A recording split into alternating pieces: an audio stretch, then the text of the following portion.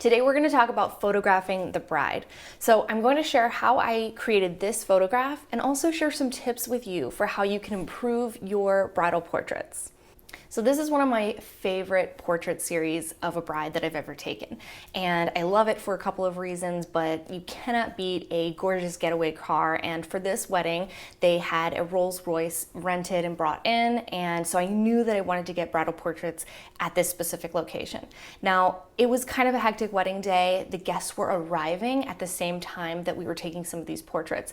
So really, I wasn't able to pose my bride as much as I would have liked.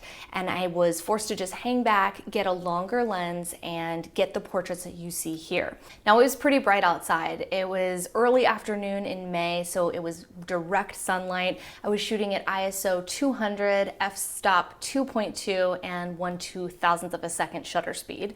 And this is on my 85mm lens. Now, I love that the series of portraits that I got, and on my other lens, on my other camera, I was shooting on the 24-70. So you'll see this wider portrait at 24mm. My settings for this were just a little bit different. ISO 125, f-stop 3.5, and for shutter speed, it was 1/320. The two biggest tips that I have for you on how to improve your bridal portraits and especially get better photojournalistic moments and more authentic, natural, unposed moments are to first wait and be ready.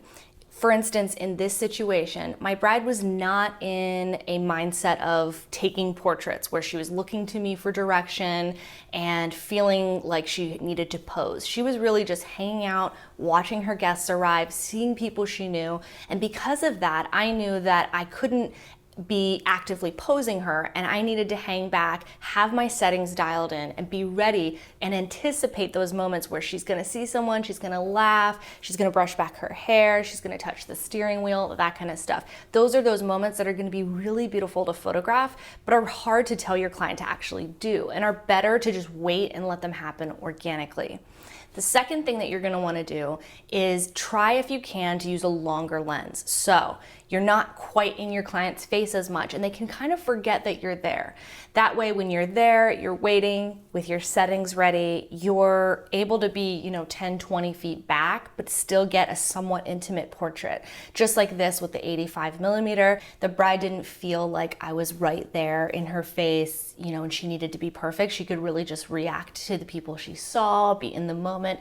And I think this is also really cool for your clients because on their wedding day, they can be present, they can be excited and see people and not feel like the camera was right there. But then they get their gallery and they see all these beautiful moments as if you were right there.